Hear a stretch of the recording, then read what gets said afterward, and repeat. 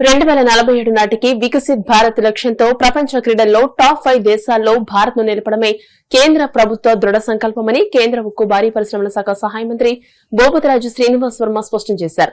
August 29వ తేదీన major Dhyan Chand జయంతిని పురస్కరించుకుని జాతీయ క్రీడా దినోత్సవం సందర్భంగా భీమవరం బీవీరాజు కళాశాల ప్రాంగణంలో గురువారం Viksit Bharat youth connect sports edition కార్యక్రమం అట్టహాసంగా జరిగింది.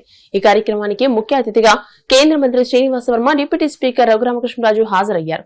భారత హాకీ దిగ్గజం మేజర్ ధ్యాన్ చంద్ కు ఘనంగా నివాళులర్పించి వివిధ పోటీల్లో ప్రతిభ కనబరిచిన క్రీడాకారులకు బహుమతులను, ప్రశంసా పత్రాలు అందజేశారు. ఈ సందర్భంగా కేంద్ర మంత్రి శ్రీనివాస్ వర్మ మాట్లాడుతూ ప్రధాని మోదీ దార్శనికతతో కేంద్ర ప్రభుత్వం క్రీడలకు అత్యున్నత ప్రాధాన్యతనిస్తుందని స్పష్టం చేశారు.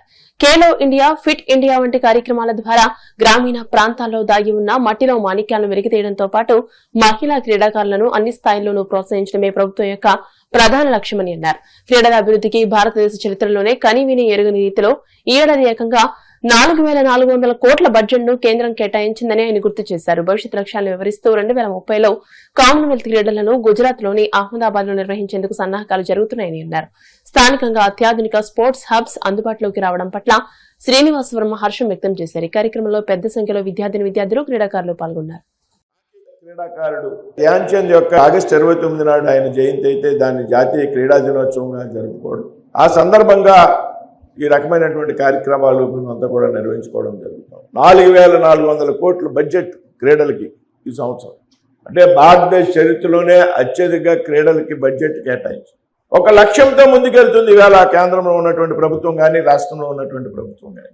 2030లో కామన్వెల్త్ క్రీడల్ని భారతదేశంలో నిర్వహించడానికి, ఏదైతే అహ్మదాబాద్లో నిర్వహించడానికి నిర్ణయం జరిగింది.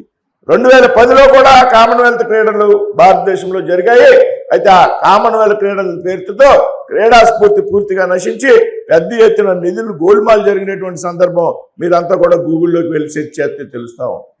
2036 నాటికి ప్రపంచంలో 10 దేశాల్లో క్రీడల్లో భారతదేశం ఉండే విధంగా 2047 వికసిత్ భారతం లక్ష్యానికి చేరుకునేటువంటికి ప్రపంచంలో మొదటి 5 దేశాల్లో భారతదేశం ఉండే విధంగా ఇవాళ కేంద్ర ప్రభుత్వం ఒక లక్ష్యాన్ని నిర్దేశించుకుని పనిచేస్తా ఉంది అనేటువంటి విషయాన్ని మీరంతా